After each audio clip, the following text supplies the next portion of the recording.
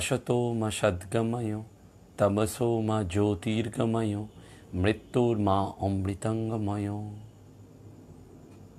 নমস্কার। সৎকথায় প্রতিদিনের প্রার্থনার ধারাবাহিক অনুধ্যানে আপনাদের সকলকে স্বাগত জানাই। প্রাণারাম ইউটিউব চ্যানেলের মাধ্যমে সম্প্রচারিত এই অনুষ্ঠানে প্রতিদিন আপনারা এবং আমি স্বয়ং আপনাদের সকলের সাথে একসাথে ভগবান শ্রীরামকৃষ্ণের পদতলে বসে তাঁরই আরাধনায় ব্রতী হয়েছি এবং এই দীর্ঘদিনের যাত্রাপথের পরিক্রমায় নানান উত্থান পতনের সঙ্গে সঙ্গে আমাদের মানসিক শক্তি বৃদ্ধি হয়েছে, স্থিতিশীলতা এসছে এবং আমরা আধ্যাত্মিক ভাবগঙ্গায় প্রতিনিয়ত ভাবিত হচ্ছি, সিঞ্চিত হচ্ছি এবং পরিপুষ্ট হচ্ছি। তাই এই পর্বগুলিতে হয়তো কততম পর্ব সেটা আর সংখ্যা করতে কখনো কখনো উল্লেখ করছি না। বারবারই মনে হচ্ছে যে আমরা ঠাকুরের কথা সৎপ্রসঙ্গে রয়েছি। এমনই আজকে সেই পুণ্য কথায় আমরা ব্রহ্মজ্ঞানী জড়ভরতের কথা বলবো।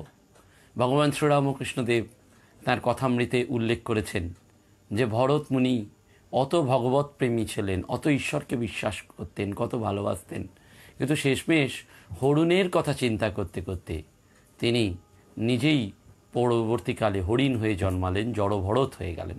সেই জড়ভরত মুনির কথা ভগবান শ্রীরামকৃষ্ণদেব বলছেন।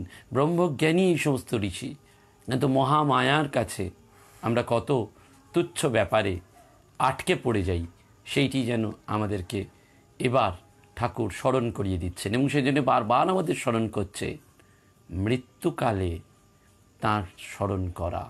অন্তকালে যে যেভাবে ভগবানকে স্মরণ করবে সেইভাবেই তার পরবর্তী জন্ম বা গতি নির্ধারিত হবে। তাই আজকের সৎকথায় প্রতিদিনের প্রার্থনায় আমরা ব্রহ্মজ্ঞানী জড়ভরত এই পুণ্য প্রসঙ্গে স্মরণ মনন এবং অনুধ্যান করব। বলা হচ্ছে যে ভরত রাজা বা মহারাজ ভরত তিনি ভগবত প্রেমী ছিলেন। ভগবান ঋষভ নিজের ইচ্ছাতেই ভরতকে পৃথিবীতে লালন পালনে নিযুক্ত করেছিলেন। ভরত পিতার আদেশে বিশ্বরূপের কন্যা পঞ্চজনীকে বিবাহ করেন।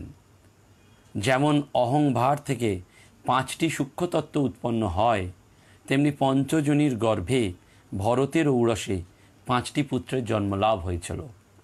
তারা হলেন সুমতি, রাষ্ট্রভৃত, সুদর্শন, আবরণ আর ধূম্রকেতু। তারা সকলেই ভরতের মতন গুণসম্পন্ন ছিলেন। যে ভূখণ্ডের নাম আগে অজানা ছিল, ভরতের সময় তার নাম হয়েছিল ভারতবর্ষ, ভরতমুনির নামে। এবং এই ভারতবর্ষ কথাটির মধ্যেও রয়েছে ভা মানে জ্যোতি, আর রত থাকা মানে হচ্ছে নিমগ্ন থাকা। যে দেশ জ্যোতির সন্ধানে নিমগ্ন থাকে সেই দেশের নামই ভারতবর্ষ বা সেই দেশের নামই ভারত। রাজা ভরত বহুবিধ জ্ঞান সম্পন্ন ছিলেন।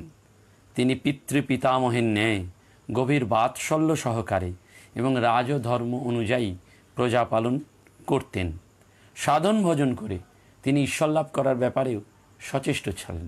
অর্থাৎ শুধুমাত্র প্রজাপালন নয়, রাজা হিসাবে প্রজাপালনের পাশাপাশি সাধন ভজনের দ্বারা কী করে ভগবান লাভ করা যায় সেইটিও এই রাজা জড়ভরতের যেন অন্যতম একটা উল্লেখ ছিল।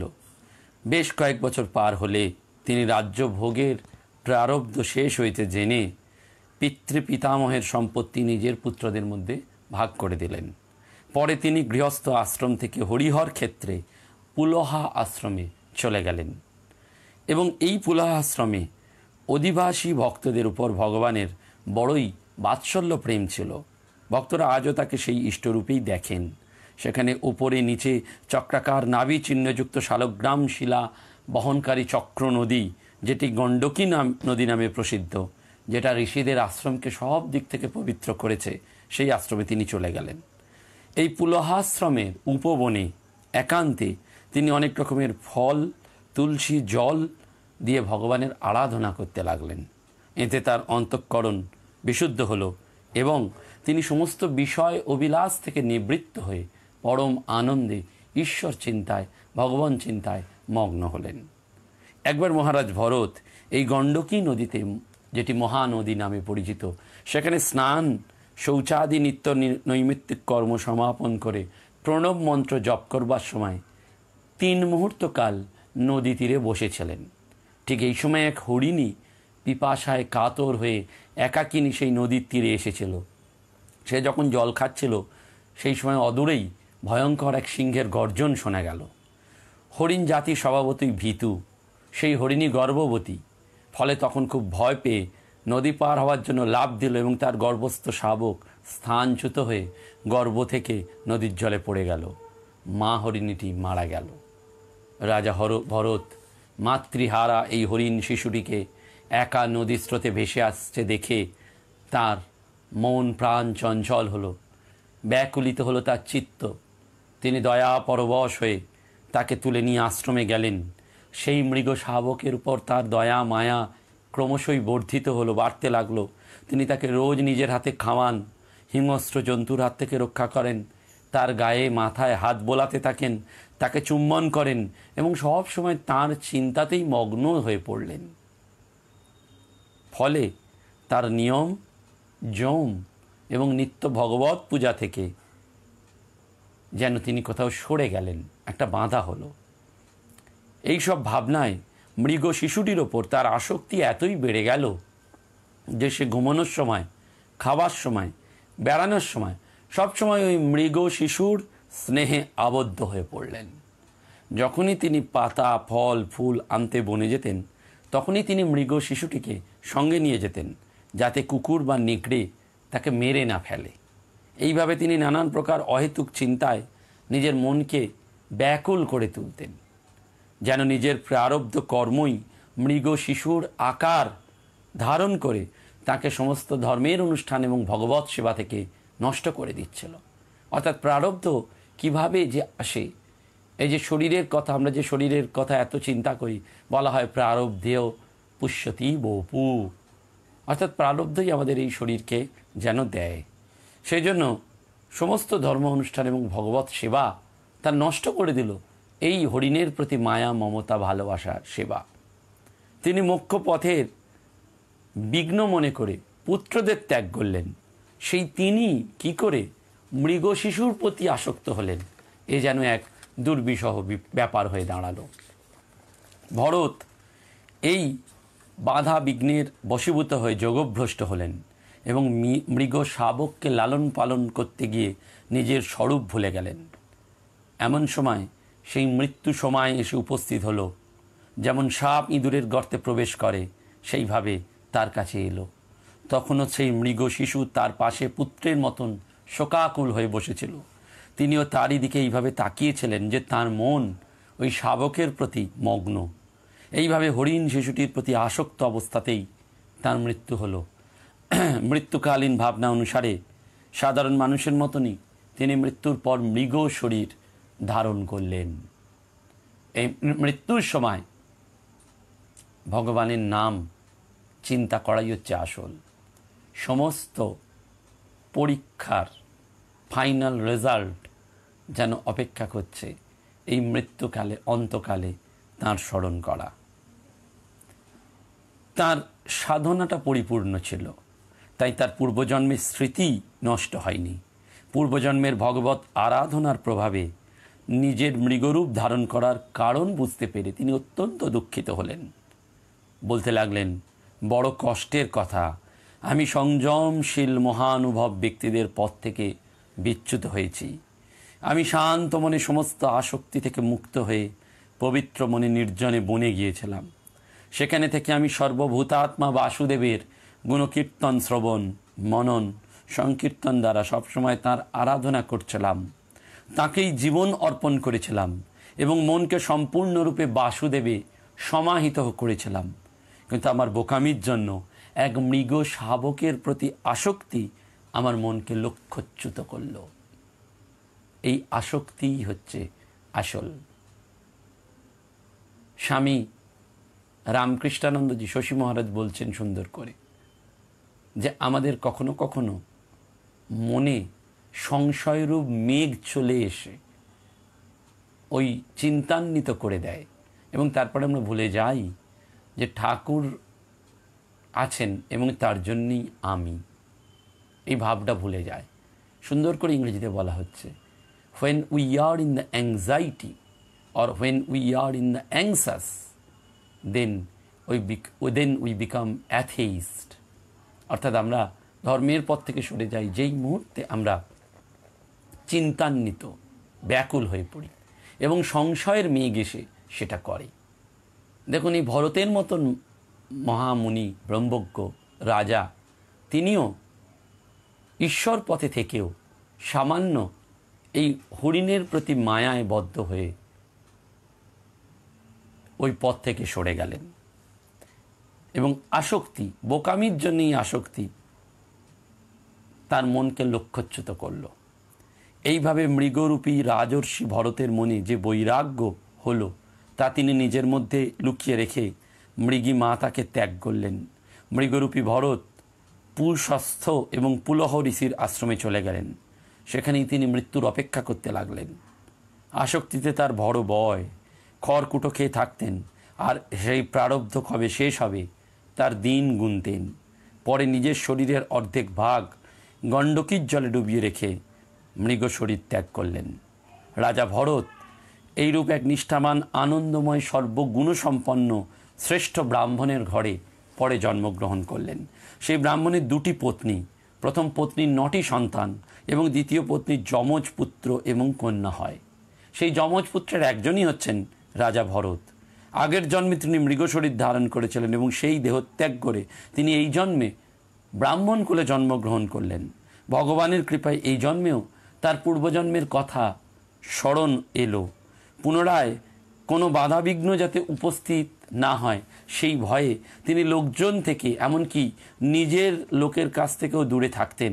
সমস্ত লোকের কাছে তিনি কালাবোবা সাজতেন আর সর্বদা ভগবানের চরণ হৃদয়ে ধারণ করে থাকতেন।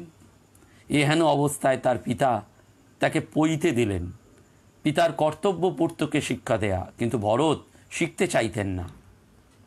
ক্রমে পিতার মৃত্যু হলো এবং ভরত ভক্তদের কাছে থাকতে চাইলেন, এই ভাইদের কাছে থাকতে লাগলেন। ভরতের বৈমাত্রেয় ভাইরা কর্মকাণ্ডকেই বড় বলে মনে করতেন। তারা আত্মবিদ্যায় অজ্ঞ ছিলেন, সেই জন্য ভরতের মাহাত্ম্য সম্বন্ধে তাদের কোনো ধারণাই ছিল না। তারা তাকে একদম মূর্খ বলে মনে করতেন। ভরতের কোনো মান অপমান ছিল না। সাধারণ লোকেরা তাকে জড়পদার্থ বা মূর্খ বলে ভাবত। তিনিও তাদের সঙ্গে তেমনই ব্যবহার করতেন। যে যা বলতো তাই করতেন, যে যা কাজ করাতো তাই করতেন, যে যেমন খেতে দিত তা জিহ্বার স্বাদকে উপেক্ষা করে তিনি খেয়ে নিতেন। অহেতুকভাবে স্বয়ংসিদ্ধ চিদানন্দরূপ আত্মজ্ঞান তিনি লাভ করেছিলেন। এই জন্যই শীত উষ্ণ, মান অপমান ইত্যাদি যে দ্বন্দ্ব থেকে সুখ দুঃখের উৎপন্ন হয় তাও স্পর্শ তাকে করত না। সেই কারণে তার দেহ অভিমানও জাগত না। তিনি শীত, গ্রীষ্ম, বর্ষা, ঝড় সব সময় নগ্ন দেহে পড়ে থাকতেন। কখনো তেল মাখতেন না, স্নান করতেন না এবং তার প্রত্যেকটি অঙ্গই পুষ্ট এবং সুগঠিত ছিল। এবং তার ভাইয়েরা কাজের বদলে খুদ কুড়ো, পোকা ধরা কলাই, পুড়ে যাওয়া ভাত দিত এবং সেটাই তিনি অমৃত মনে খেতেন। তার পৈতে ময়লা হওয়ার দরুন লোকেরা তাকে অধম ব্রাহ্মণ বলে গালাগালি দিত। তিনি সেদিকেও কান দিতেন না, বরং আনন্দ সহকারে ঘুরতেন। একবার এক শূদ্র বংশের ডাকাত সর্দার তার সন্তান কামনার জন্য ভদ্রকালীর কাছে নরবলি দেবেন এবং যাকে বলি দেওয়ার জন্য ধরেছিলেন সে হঠাৎ পালিয়ে যায়। তখন সর্দারের ওই লোকেরা চারিদিক খোঁজ করতে করতে এক জায়গায় এই ব্রাহ্মণ কুমারকে আলের ধারে বসে জমির দেখাশোনা করছেন সেই দেখে তাকে, অর্থাৎ এই জড়ভরতকে সুলক্ষণযুক্ত দেখে ভাবলো এর দ্বারাই প্রভুর মনোবাঞ্ছা পূর্ণ হবে। কারণ সেই সময় ভরতমুনি জড়ভরতের মতন যেন আচরণ করছেন। তারা তাকে দেবী চণ্ডিকার মন্দিরে নিয়ে গেলেন। দস্যুরা, অনুচররা তাকে অভিষেক, স্নান করিয়ে, নতুন বস্ত্র পরিয়ে, নানান অলঙ্কার, মালা, চন্দন, তিলক লাগিয়ে ভালো করে খাওয়ালো। বলিদানের নিয়ম অনুযায়ী নানান রকম বাদ্যযন্ত্র বাজিয়ে তাকে ভদ্রকালীর কাছে নিয়ে আসা হলো। দস্যুরাজের পুরোহিত দেবীকে প্রসন্ন করার জন্য দেবী মন্ত্রী অভিমন্ত্রিত এক ভয়ঙ্কর শানিত খর্গ তুলে নিলেন ভরতকে বলি দেওয়ার জন্যে। ভগবানের অংশস্বরূপ ব্রাহ্মণ কুলজাত সাধু পুরুষকে হত্যা করতে উদ্যত হয়ে চোর যখন নরকের পথে পা বাড়াচ্ছে, ব্রাহ্মণবধ সর্বদা নিষিদ্ধ, তবু এরা সাক্ষাৎ ব্রহ্মতুল্য, শত্রুহীন, সমগ্র প্রাণী জগতের বন্ধু ব্রহ্মর্ষি কুমারকে বলি দিতে তারা উদ্যত হয়েছে। এই ভয়ঙ্কর দুষ্কর্ম দেখে ভদ্রকালীর দেহ ব্রহ্মতেজে দগ্ধ হতে লাগলো। আর সেই মূর্তি থেকে তিনি সাক্ষাৎ আবির্ভূতা হলেন এবং দস্যুদের হত্যা করলেন। যার দেহাভিমান দূর হয়েছে, যিনি সমস্ত প্রাণী জগতের বন্ধু আত্মা, যিনি কারোর রাগ দেশ রাখেন না, স্বয়ং ভগবান ভদ্রকালী প্রভৃতি বিভিন্ন রূপ ধরে নিজের কালো চক্ররূপী নিত্য জাগরুক মহাস্ত্র দ্বারা তাকে রক্ষা করেন। একবার সিন্ধু সৌবীর দেশের রাজা রহুগণ পালকি করে যাচ্ছিলেন। যখন ইক্ষুমতির তীরে পৌঁছালো তখন তাদের আর একজন বাহকের প্রয়োজন হলো। তারা বাহকের খোঁজ করতে করতে ভরতকে দেখলো যে খুব হৃষ্টপুষ্ট শক্তিশালী যুবক, আর গাধা গরুর মতন সে বোঝা বহন করতে পারে। মহাত্মা ভরতকে জোর করে তারা এই কাজে লাগিয়ে দিল। বাহকদের সাথে সে তাল মিলিয়ে যেতে পারছে না, তবুও তাকে এইভাবে যন্ত্রণা দিল। রাজা রহুগণ যখন বাহকদের বলল, তোমরা ঠিকভাবে পালকি বহন করছো না কেন? বাহকেরা রাজার ভয় বলল, মহারাজ, আমরা ঠিকভাবেই যাচ্ছি, কিন্তু যে নতুন তার জন্য অসুবিধে হচ্ছে। রাজা ভাবলেন, একজনের দোষে সবাই দোষী হবে, তাই এখনই তার প্রতিকার করা উচিত। আর এখনই যদি প্রতিকার করা না হয় তাহলে সব বাহকই ধীরে ধীরে অভ্যাস নষ্ট করে ফেলবে। তখন ভরতকে বললেন, আরে ভাই, তুমি বড়ই ক্লান্ত হয়ে পড়েছ, বড়ই দুঃখের কথা, তোমাকে কেউ সাহায্য করেনি। তুমি অনেকক্ষণ একাকী পালকি বহন করেছো, একাই এত দূর নিয়ে এসেছো। তুমি ভীষণ রুগ্ন, অত শক্তি তোমার নেই, তোমার বয়স হয়েছে। এই বিপরীত লক্ষণের কথার দ্বারা তাকে উত্ত্যক্ত করতে লাগলো। তবুও ভরত পালকি বহন করতে লাগলো। অঙ্গাদি যুক্ত হওয়া সত্ত্বেও সে আসলে অস্তিত্বহীনের মতন কাজ করছিল। তার দেহের মধ্যে আমির বোধ একেবারেই ছিল না। তিনি ব্রহ্মরূপে স্থিত ছিলেন, কিন্তু পালকি ঠিক যাচ্ছে না দেখে রাজা রহুগণ রেগে বলতে লাগলেন, আরে তুই জীবিত না মৃত? তুই কি পাগল? তোকে শাস্তি দিচ্ছি। এই সমস্ত কটু কথা বলতে লাগলেন। রহুগণ রাজা হওয়ার জন্য খুব অহংকারী ছিলেন, নিজেকে খুব বড় পণ্ডিত মনে করতেন। অতএব রজ এবং তমগুণের বশীভূত হয়ে তিনি ভগবানের পরম প্রিয় পাত্র এবং প্রিয় ভক্ত ভরতকে যা তা বললেন। যোগেশ্বর কোটির মহাপুরুষগণের এই আচরণ আদির সম্পর্কে তার কোনো ধারণাই ছিল না। রাজার এইরকম মোটা বুদ্ধি দেখে ভরত শুধু হাসতে থাকলেন, কিন্তু কোনো রকম অভিমান প্রকাশ করলেন না। ভরত বললেন, হে রাজা, আপনি যা বললেন তা সত্যই। যদি ভার বলে কিছু থাকে সেটা বাহকদের জন্যেই, যদি রাস্তা বলে কিছু থাকে সেটা যারা চলে তাদের জন্যেই, যদি স্থূল শরীর সম্পর্কে কিছু বলা হয় তাহলে সেটা শরীর সম্পর্কেই, কিন্তু আত্মা চৈতন্য সম্পর্কে এইসব বলা যায় না। সুতরাং আপনি ঠিক কথা বললেন না। দেহ অভিমান নিয়ে যারা জন্মগ্রহণ করেছে তাদের মধ্যে স্থূলতা, কৃশতা, দৈহিক ব্যাধি, মানসিক কষ্ট, ক্ষুধা, তৃষ্ণা, কলহ, ইচ্ছা, নিদ্রা, প্রেম, ক্রোধ, জড়া, শোক, অহংকার থাকে। আমার মধ্যে ওই সকল কিছুই নেই। মুনিবর জড়ভরত রাজাকে এইভাবে তত্ত্বজ্ঞান দিলেন। এতে তার দেহাত্ম বুদ্ধিতে অজ্ঞান দূর হলো। তিনি পরম শান্ত হলেন এবং একমাত্র ভোগের দ্বারাই যে প্রারব্ধ কর্ম ক্ষয় করার জন্যে তাকে আগের মতন পালকি তুলতে হয়েছে সেটা বোঝালেন। সিন্ধু সৌবীরাধিপতি রহুগণ শ্রদ্ধালু ছিলেন। তিনি ভরতের মুখে দ্বিজশ্রেষ্ঠ হৃদয় বিদারককারী বহুযোগ গ্রন্থসম্মত বাক্য শুনে পালকি থেকে নেমে পড়লেন। তার মনে রাজ অহংকার দূর হলো। তিনি ভরতের চরণে মাথা রেখে প্রার্থনা করলেন তার সমস্ত অপরাধ ক্ষমা করে দেওয়ার জন্য, এবং এও জিজ্ঞাসা করলেন, আপনি আত্মপরিচয় গোপন করে এইভাবে যে রয়েছেন, আসলে আপনি কে? আপনি কার পুত্র? কোথায় জন্মগ্রহণ করেছেন? আপনি কি দত্তাত্রেয় অবধূতের মতন একজন? আমি মহাদেবের মতন মহাপুরুষকে অপমান করেছি, সেই অপরাধে আমার বিনাশ হতে পারে। আপনি আমার প্রতি কৃপা দৃষ্টি প্রদান করুন যাতে আমি মুক্তি পাই। অর্থাৎ রাজার অনুশোচনা এসছে, অনুতাপ এসেছে। এই আত্মগ্লানিতে জর্জরিত রাজা এই জড়ভরতের কাছ থেকে শিক্ষা নিচ্ছেন, মুনি ভরতের কাছ থেকে শিক্ষা নিচ্ছেন। জড়ভরত বললেন, হে রাজা, আপনি অজ্ঞান হওয়া সত্ত্বেও পণ্ডিতদের মতন বাদ বিবাদ করছেন। এই জন্য আপনাকে শ্রেষ্ঠ জ্ঞানীদের মধ্যে গণনা করা যায় না। তত্ত্বজ্ঞানী পুরুষরা লৌকিক ব্যবহার, প্রভু, ভৃত্য, সম্বন্ধ ইত্যাদিকে তত্ত্ব বিচারকালে সত্য বলে মনে করেন না। কারণ জীবের যথার্থ স্বরূপ আত্মা নির্লিপ্ত, উদাসীন, কোনো গুণ তাকে বাঁধতে পারে না। এই আত্মা আনন্দময়, অবিনশ্বর। যারা আত্মজ্ঞান লাভ করেছেন তাদের আর পৃথক দেহবোধ নেই। তিনি সর্বব্যাপী রূপে সর্বত্র বিরাজ করেন। এইভাবে সিন্ধুপতি রহুগণ অপমান করা সত্ত্বেও সেই প্রভাবশালী ব্রহ্মার্ষি সুত যত্ন করে তাকে আত্মতত্ত্ব সম্পর্কে উপদেশ দিলেন। ভরত নিস্তরঙ্গ সমুদ্রের মতন শান্ত হয়ে পৃথিবীতে চলাফেরা করতে লাগলেন। তাঁর সৎসঙ্গ হেতু পরম তত্ত্ব জ্ঞান লাভ করে সৌবীরপতি রহুগণ অবিদ্যাজনিত দেহাত্মবোধ ত্যাগ করলেন। তাঁর প্রকৃত পরম তত্ত্বের জ্ঞান হল। বলতে বলতে তিনি ভগবত আশ্রিত ভক্তের শরণাপন্ন হয়ে যেন মুক্ত আত্মা হয়ে গেলেন। তাকে আর অবিদ্যা বশ করতে পারলেন না। এই হচ্ছে পূর্ণ সঙ্গে আত্মজ্ঞানী জড়ভরত, ব্রহ্মজ্ঞানী জড়ভরত, যিনি জন্মান্তরবাদের মাধ্যমে আসক্তি মোহমায়া দূর করে দিয়ে সেই আত্মচৈতন্যের কথাই যেন ঘোষণা করলেন। স্বামীজি সেইটিই বারবার বলেছেন, আত্মজ্ঞান লাভই সকল পথের মুখ্য উদ্দেশ্য।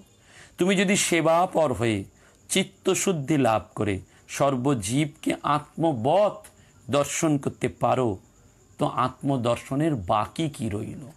অর্থাৎ আত্মদর্শন করতে গেলে কি দরকার? স্বামীজি বলছেন সেবাপরতা, অর্থাৎ সেবাপরায়ণ হতে হবে।